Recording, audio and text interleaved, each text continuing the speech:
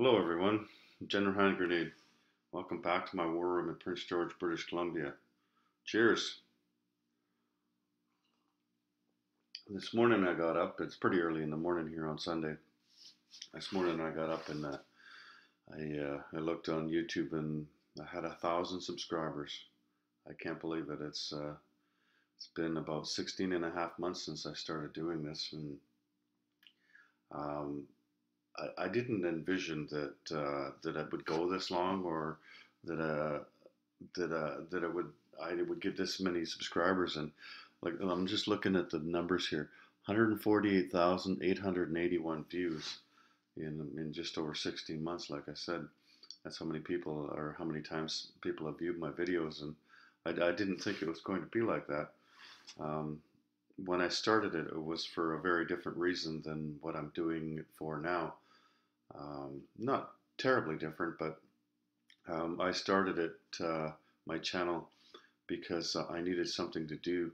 I had just had major surgery, getting rid of a cancerous tumor in my kidney, and and the kidney with it. And I was recovering, and I needed something to do, and so I got back into Access Analyze, and I started watching videos as well. Watched a lot of Young Grasshoppers videos and Jonathan Myers videos and a couple others that were on there. There wasn't nearly as many people putting out videos as there is now. Um, there was only a few.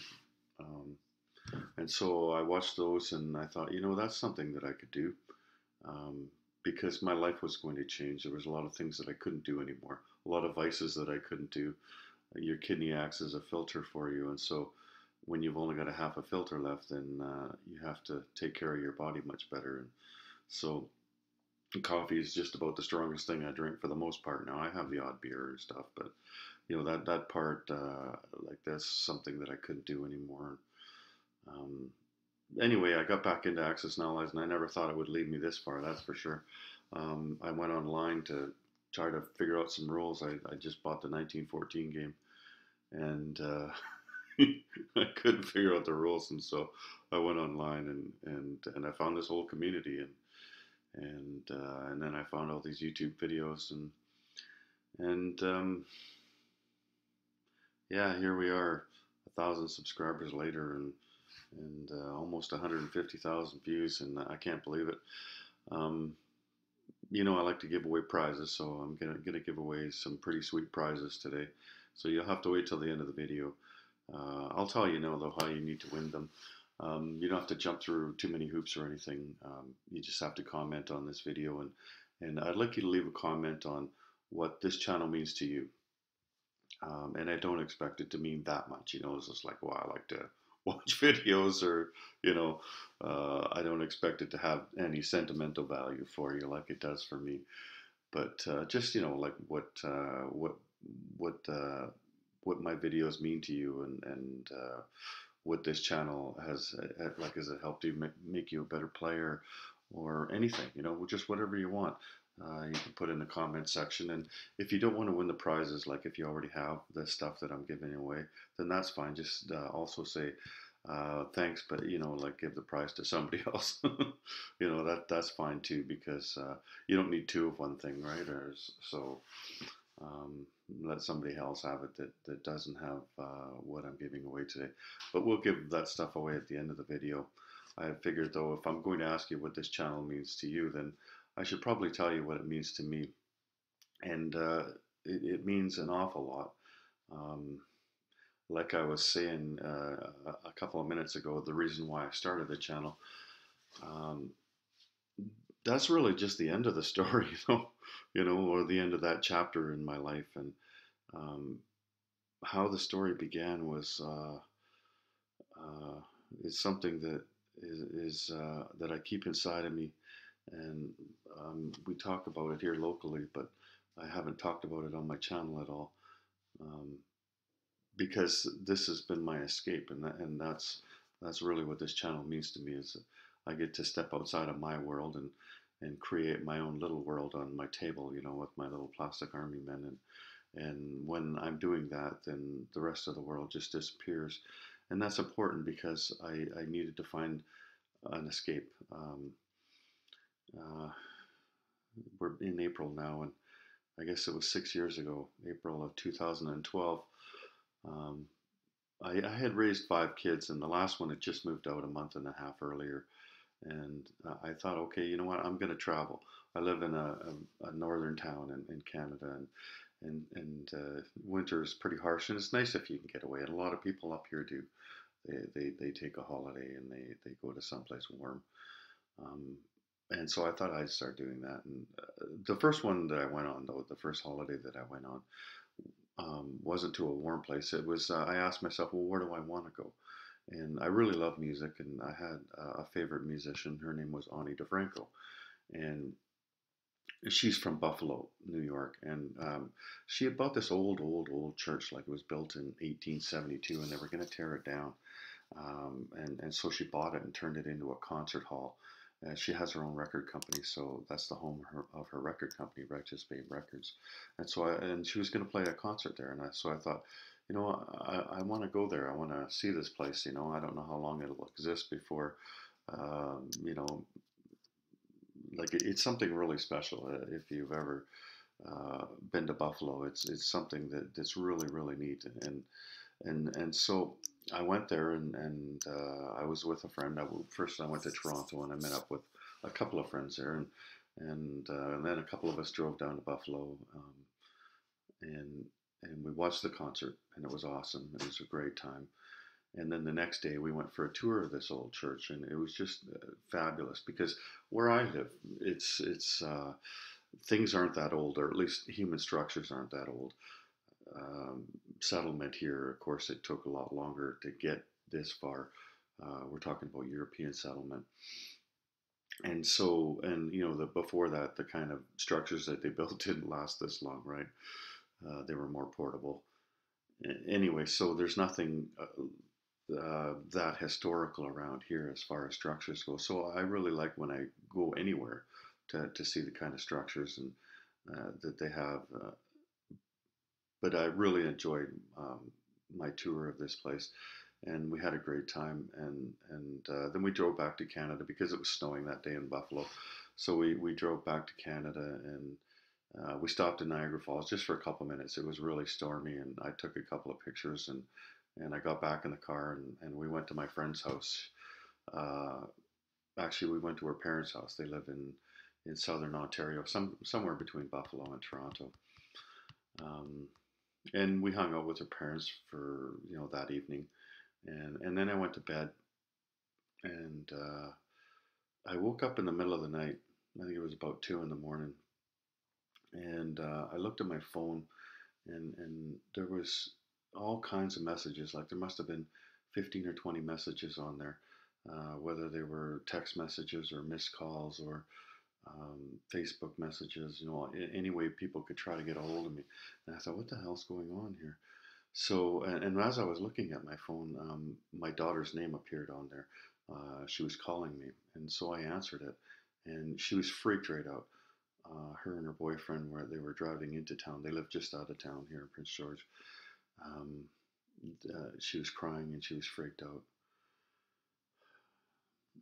Um, the place that I had been working at for 30 years had just blown up, and my son works there. He was working at the time. So I asked her, I said, because I knew the place, I'd worked there for 30 years and I knew every square inch of it. And so I asked her, and I knew what he was doing, what job he was doing. And so I asked her, do you know what part of the mill blew up? And she said, Dad, the whole fucking thing blew up. And I knew right away what had happened because it had happened um, 3 months earlier in a town called Burns Lake, which is about a 2.5 hour drive west of here. And the day before that had happened, we had a similar incident at my mill, and it was right where I was, like it was right in front of me. Um, what it was a dust explosion. The dust in the air caught fire, and luckily that day that I seen it, it was there, there wasn't enough to blow up the whole building, but there was enough for a small explosion, and it started a fire. And me and this other guy, Glenn, we rushed over with our fire extinguishers and we put out the fire. And then the next day, when we heard about what happened to that other mill in Burns Lake, we were just terrified because we knew what had happened, even though there was all kinds of speculation. Um, and people were saying it was this or it was that, or it could have been gas or whatever. I mean, we knew what it was, and so did most people in the industry, because a lot of things were happening. What happened to our mill that night wasn't something that just happened. It was the logical conclusion to all the events that had come before it, and it had started years earlier. It started with global warming, and yes, that's a real thing. I know people, they like to politicize it as if there was a right and left side of the issue, and there isn't. It's just a reality that people have to accept. Um, we've had to accept it up here because we live very far north, and the effects of that are pronounced. Our forests are dying, and so what happened was, um, we were still cutting these pine trees, these dead pine trees, and there's millions and millions and millions of them out there.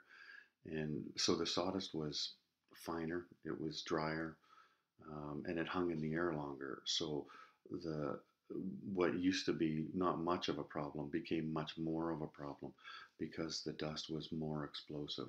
It was easier to ignite on fire than it ever had been in the past. And as time went by, we were experiencing more and more fires. And at the same time, it was after the stock market crash of 2008 where it hit our industry hard. And so everybody was tightening their belts. They were eliminating jobs in our industry, and not just where we work, but all over.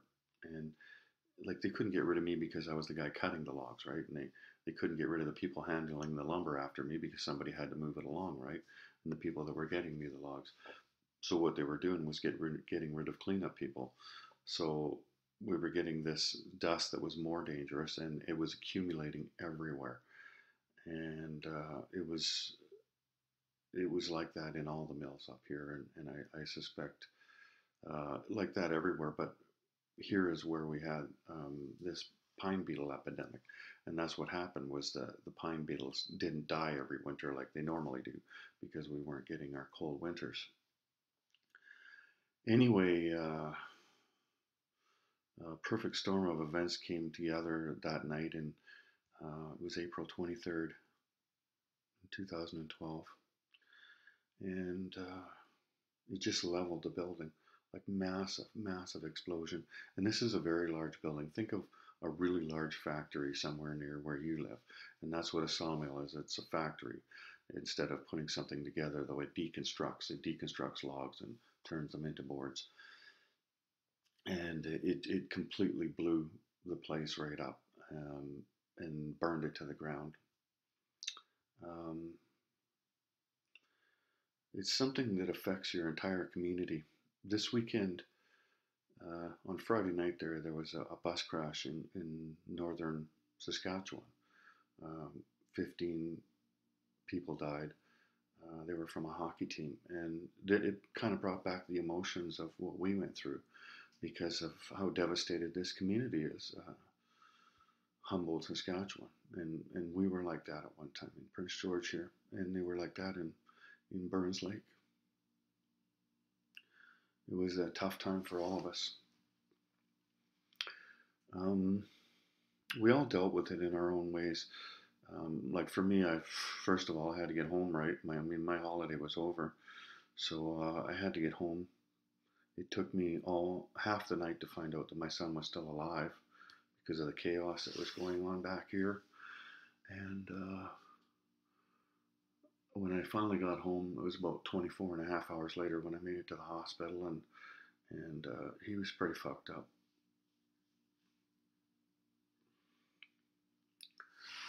Um, but he was still alive, and he wasn't as bad as some of the other people. A couple of people died, including the guy that I mentioned earlier, Glenn. He died, and so did our supervisor. And so it was quite a recovery period for everyone. For me, I was taking care of my son. You know, that gave me something to do, and also kind of being a liaison at the hospital between the injured workers and the company, because I was the only family member there that was also an employee of the mill, so I knew all of the management and everything. And I mean, it hit everybody hard, everybody. And but they kind of, it was kind of an odd thing, you know, like where the two sides couldn't really be together. Like there was a lot of tension there, right? So I was a bit of a go between with everybody. Um, And then there was the investigations, and they took years, right? And I was a big part of the investigations, even though I was the furthest one away when it happened. Um, I had taken a big part in the investigation because of the history that I had there, and the length of time, and the fact that my son was injured. You know, I took a very active part in it. Anybody that's a parent that's watching this will understand um, how what lengths you will go to when your child gets hurt. So there's that, and also I wanted to make sure that it never happened again, because it was going to happen again if the government didn't create some regulations and fast. I had a conversation with the premier of our province, and I told her, I said, this is going to happen again. Um, we were sitting in a room with people whose faces were pretty much blown off, and I pointed to them and I said, this isn't worth it, you know. If this is what we got to do to survive our industry, then we should just shut it down, unless you're going to do something about it. And she did. The next day, mills all over the province shut down, and they cleaned up. Yeah. Um, I'm sorry, this is hard.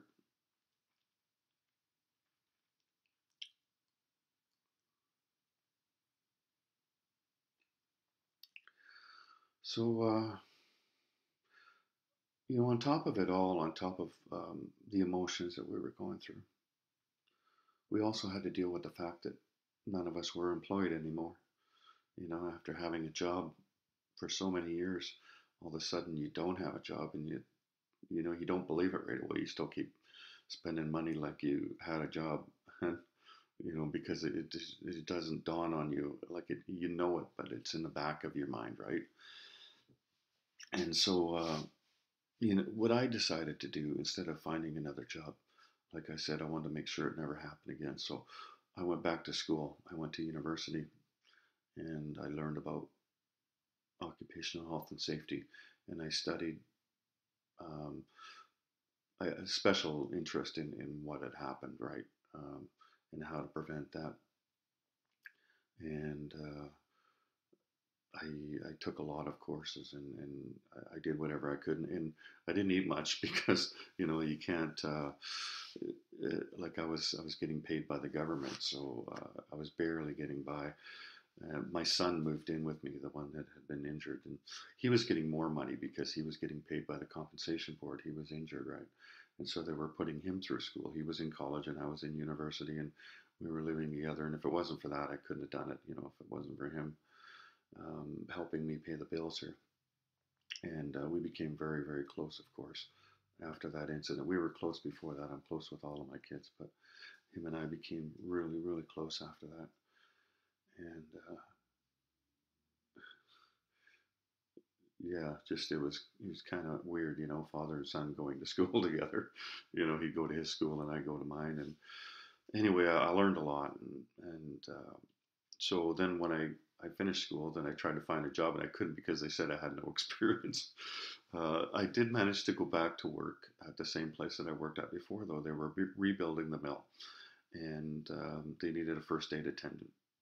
And so I became a first aid attendant, and I had enough seniority that I could be the first aid attendant there. And the company was providing the first aid, um, and there was construction workers from, there were contractors, and so I was taking care of about 200 people or so every day, different ones all the time, and it was interesting watching the mill get rebuilt.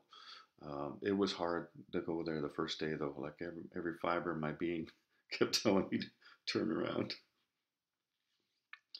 but I just kept going. Anyway, we built. I'm glad I went back there because we rebuilt the place and we rebuilt everything.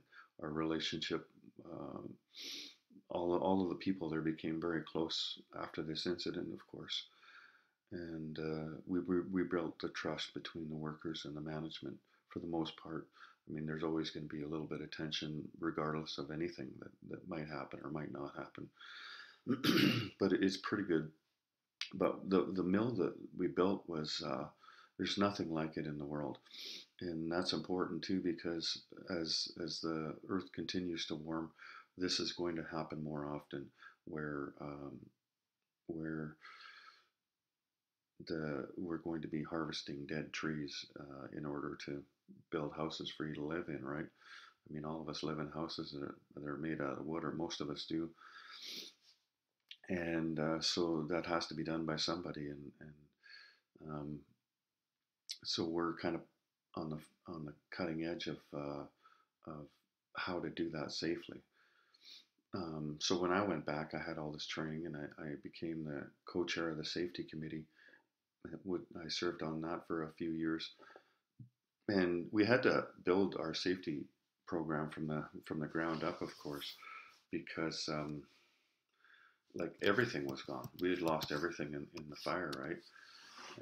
And so everything was gone, and um, and of course, it was not hard to argue that we kind of failed miserably in our program before that, and so um, the knowledge that I had gained was a big help to the company. It wasn't a one man show, that's for sure. Though, like everybody worked hard at it, our whole committee and everybody that works there did, and I did my part. With the extra education that I had, I was able to create programs and documents and everything, and I was on other committees as well, and I was a first aid attendant. Like my whole life was work, right? And it was a lot of pressure because I felt the weight of the world on my shoulders, um, that I was going to make sure that it never happened again. Um, and I didn't need to put that much weight on my shoulders, but I didn't notice that I was doing that. I didn't notice that that I was on a mission. You just, like when something like this happens, you just carry forward. You just move on and you just keep going.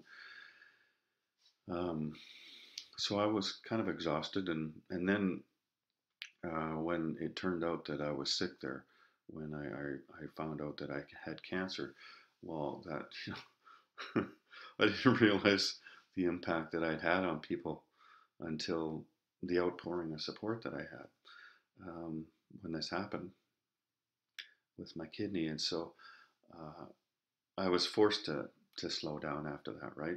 And then like I almost accidentally got into Access and Allies, and I started making videos, and so this has been my escape, right?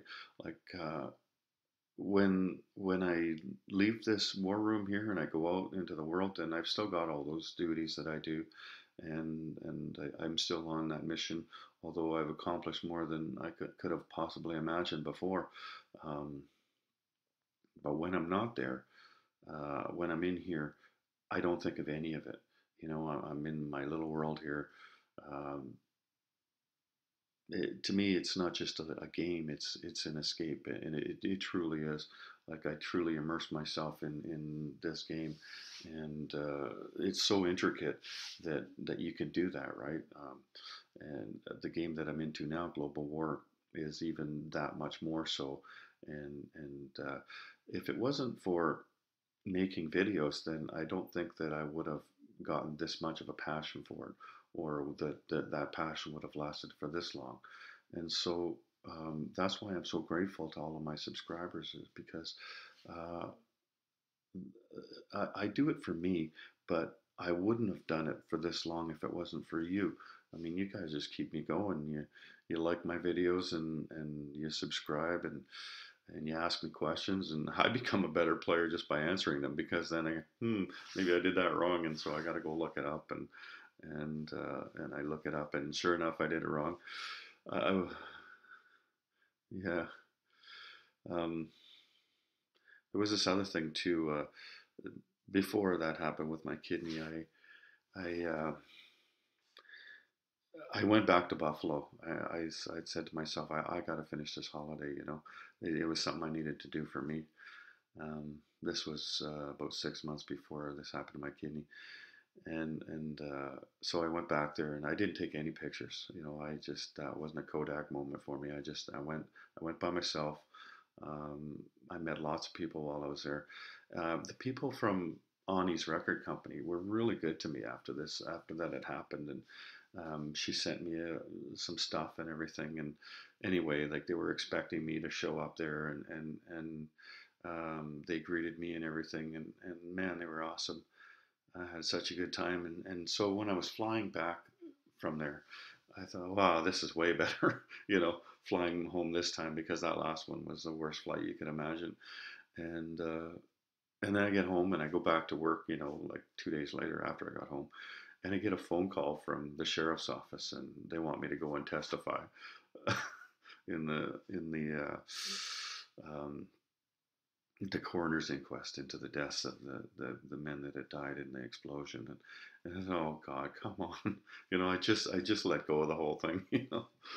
And I didn't say a word to anybody. I don't think I spoke 10 words in 2 days after that, because I was just so upset. But then I thought, well, I was glad that my son didn't get called. Like, a lot of us got called. We had to testify. I can't remember. I think there was like 60 witnesses or something that had to go and testify at this thing. And I was glad that he didn't get called. And I thought, well, you know what? This is what I went to school for, to go and articulate the things. Because what an inquest is about, it's not about finding fault. It's not about punishing people.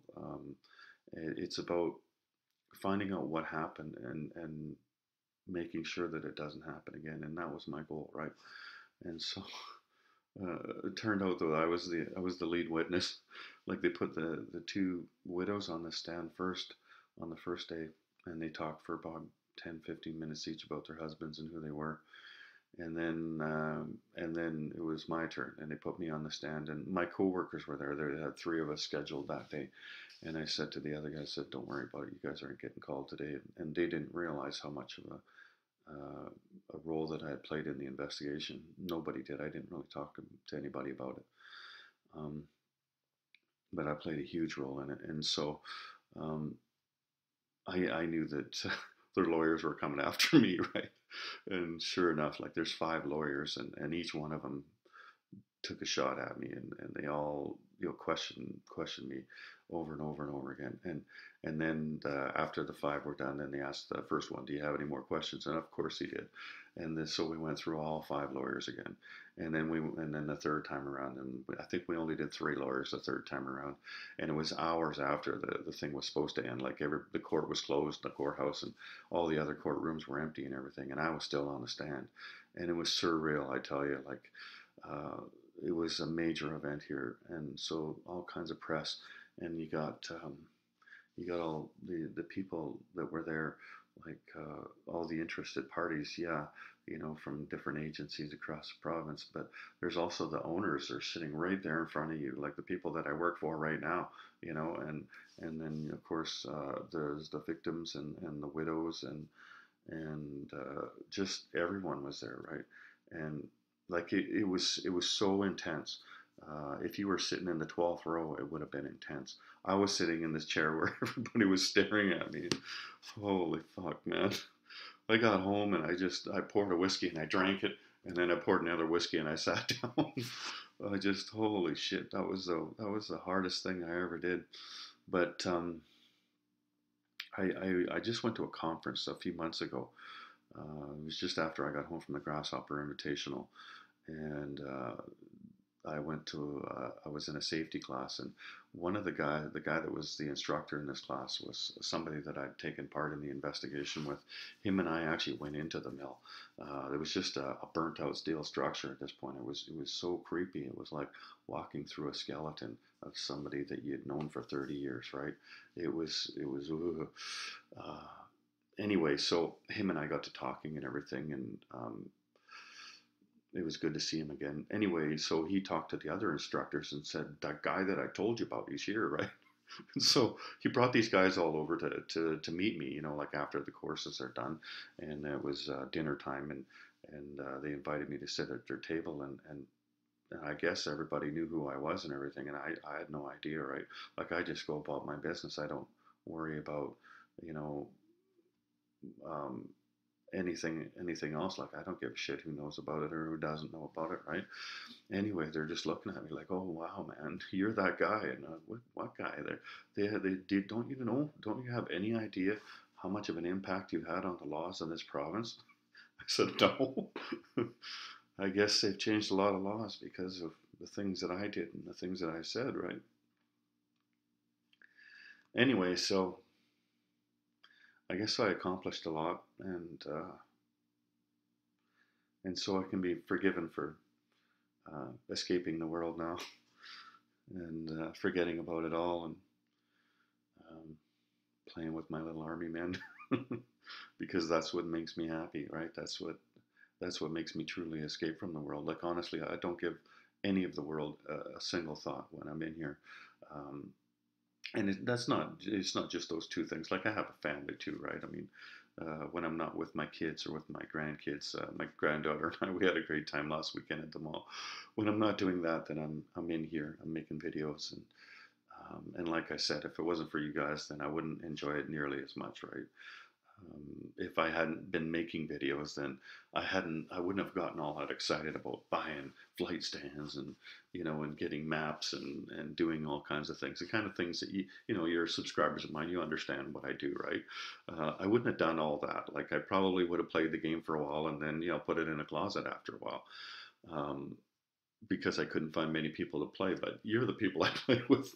I make videos, and I also have people that I play with. And I got a couple of guys that are coming next Friday, so 5 days from now, and they play Global War a lot. So I'm really excited about that. They're coming here from Alberta, and I'm hoping to learn a lot about the game. I've been going through the rules and stuff, but and doing rules videos, but I'm hoping to learn how to play the game. Like about strategies and stuff like that, because it's kind of overwhelming. It's nothing like Axis and Allies. It is and it isn't, right? The strategies are definitely nothing like it. The game the rules kind of steer you in a different direction. If you're using Axis and Ally strategies, then in this game, then I don't think you're going to be successful, right? Anyway, uh, yeah. So I just get so excited when I'm playing the game, and I'm lost in my world, and so often people ask me like, why don't you play AAA and everything? Well, that's not the same thing, is it? I'm not escaping into my little room here, and you know, like it's not the same thing. And there's a few reasons why I don't play AAA, but that's one of them. Like that's not why I got into this. I got into this stuff, or why I stay in this anyway. I do this uh, to be in my own little world here, not in that other world that I live in, and that I, it's not that I hide from that world. I take part in it, and like I said, I've kind of accomplished the things that I was trying to accomplish, and I'm still living a life outside of this room. But yeah, I just love coming in here and forgetting about it too, though. Anyway, so maybe now you can understand where my passion comes from in here, um, and where my passion comes from for making videos for you, right? And how appreciative I am that you have joined me on this little journey and into my little world here. Um, and hopefully it helps you find a path and helps you to forget about the rest of the world, because we all have pressures. I mean, all of us do, and hopefully that inspires you to forget about the world when you're playing Axis and Allies or Global War or any of the other games that we play. It doesn't matter what game you play. Forget about the rest of the world while you're playing it. Turn your phone off. When I'm making videos, I put my phone on airplane mode, because there's it really sucks when you're making a video and you get like 40 minutes into it and then your phone rings. That's happened a couple of times. Oh, Jesus, I forgot to turn my phone off. So yeah, I'm literally gone when I start making videos. I turn my phone off, and the world can just kiss my ass, because I'm in my little world here, you know. Anyway, so thank you, everyone. Thank you for becoming a subscriber and for staying a subscriber. I was looking at the statistics this morning, and I've actually lost 200 and something subscribers, because you gain subscribers and you lose subscribers. So you never know, by later on this day, today, when I upload this video, it could be that I'm only at 998 or something, because you gain and you lose and you gain and you lose, right? So yeah, so thanks for sticking with me too, and watching my videos, and I'm looking forward to continuing. I'm just gaining momentum right now. I'm not slowing down, as you can tell. I'm making like 8 videos a weekend. I didn't make any. This is the first one this week. This weekend, I took yesterday off, and I hung out with my son yesterday. I was kind of feeling bummed about what had happened in Saskatchewan, and we were going to get together last night and watch the last Sedins game. The Sedins played for the Canucks, and they were retiring after 17 years. So we had planned that. We were going to do that. And I was kind of bummed about the whole thing in Saskatchewan this weekend. So I didn't make any videos. I'm going to make a few today, though. After this one, I'm going to make a few expansion set videos for Global War, because I was talking with my friend from Alberta yesterday, and we're going to be playing with a couple of particular expansion sets, and so I want to do videos about those. So when I make videos about the game that we're playing, then you might understand better what the rules are for those expansion sets. Anyway, so let's give away some prizes, shall we? How long has this video been? Oh yeah, we're up there. I expected this to be a long video, and I don't care. If you didn't want to listen to that story, and it's hard to listen to, especially if it doesn't involve you, then it's hard to listen to somebody else's story for that long, for sure. I appreciate it if you did take the time to listen to it, though, because it does mean a lot to me. And anyway, so prizes. What I'm playing with now, I'm using these boxes, right? So this is my Germany box, and you see the size of it. And I had to do that. Like I could use a bigger box than this. You see all the pieces inside, but I used to use smaller ones. Like here's my old one here. It's a bit smaller here. Look at the size difference, right? So I've got all of my Axis. Look, I've replaced them all with the bigger ones, and so I've got all of them. And I've got the setup cards. Like this is the Germany setup card, and it's got the national objectives on it, and it's got the costs of everything. It tells you a little bit about each nation and stuff. And then there's these things too. These are the national objectives. So I've got these little things. I haven't used these in a long time. I was using either Sire Blood's cards or Grasshopper's cards instead of these. But anyway, these boxes are awesome though, because you set them up. Here, let me just show you here. I'll just set one up here. So you set them up like this, and the lid stays open. Like a lot of these boxes, the lid opens right up and it's onto the table, and then it takes up twice as much room on your table. But you set it up like this, and then you can put your money on here and everything. So there's one of these for every nation, okay, except for China. What I was doing with China, I've got a card for them as well. Like I've got one of these cards, and I've got one of the national objectives. But I just put China in with the France because you don't need very many French units, right? So that's one. That's a prize, and that's a pretty good prize, because when you consider, what is there, eight of these boxes and 8 of the cards and all of those things. And plus the labels from historical board gaming, all of them are labeled. Anyway, I'm going to put all of those in a box here. Here's the UK one. same box, but the UK has two different ones because there's one for UK Europe and one for UK Pacific, right? So there's that, and there's the national objectives for it and everything. So there's those. Anyway, these are great. Like these serve me really well. Uh, I love these ones, but they were sitting in my closet. I couldn't use them anymore, so I thought this would be great to give away as a prize. Um, just send them off to somebody because I know I've gotten a lot of questions over the last year or so. Where'd you get those boxes? Oh, those are great, you know, because they're sitting on my table while I'm making videos, right? And so, hang on a second, I gotta take a drink of coffee here. I've been talking for the longest time. So that's going to be a prize. And while I was grabbing those out of the closet, I came across something else that I don't use anymore. And I thought, well, you know, geez, I paid a lot of money for those. I should give them away. So 100 flight stands. I'm trying to get the glare off of there. 100 flight stands. They're the Field Marshal Game flight stands. So yeah, like these, I like these flight stands. They're really good flight stands. The only reason I don't use them anymore is because I like War-Torn's flight stands even more. Um, and because he's a friend of mine, I got a smoking deal on him, right? Otherwise, I would have kept these flight stands. I would have kept using them. But yeah, so one prize will be those boxes, and one prize will be the flight stands. So to win them, like I said, just leave a comment in the comment section below the video, um, and just say a little word about what this channel means to you. You know, and like I said, I don't expect you to go on like I did. You know, it's not going to mean as much to you as it means to me. I mean, there's no question about that. But you know, just I like your videos or whatever, right? Like, um, I don't care. You know, just write whatever you want, right?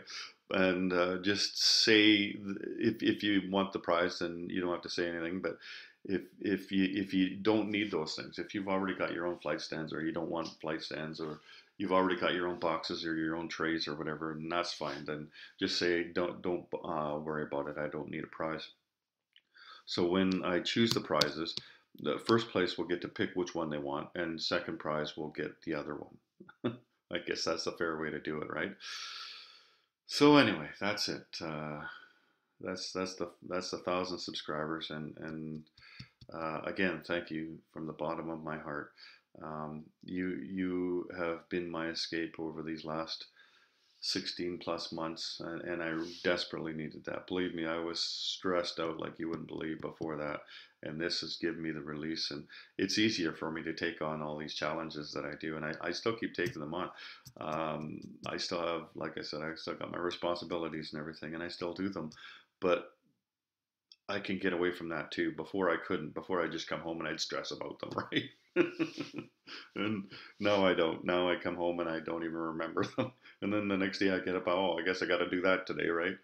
But yeah, thanks. So thank you so much for helping me out here. I know you didn't know that you were doing that, but now you do. And sorry for getting so emotional on you there, but it still brings back that much emotion for all of us, and especially when it gets down to April again, because every April 23rd, it's a difficult day for us all, right? And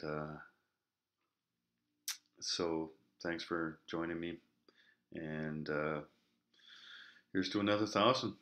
Take care, everyone. General Hand Grenade out.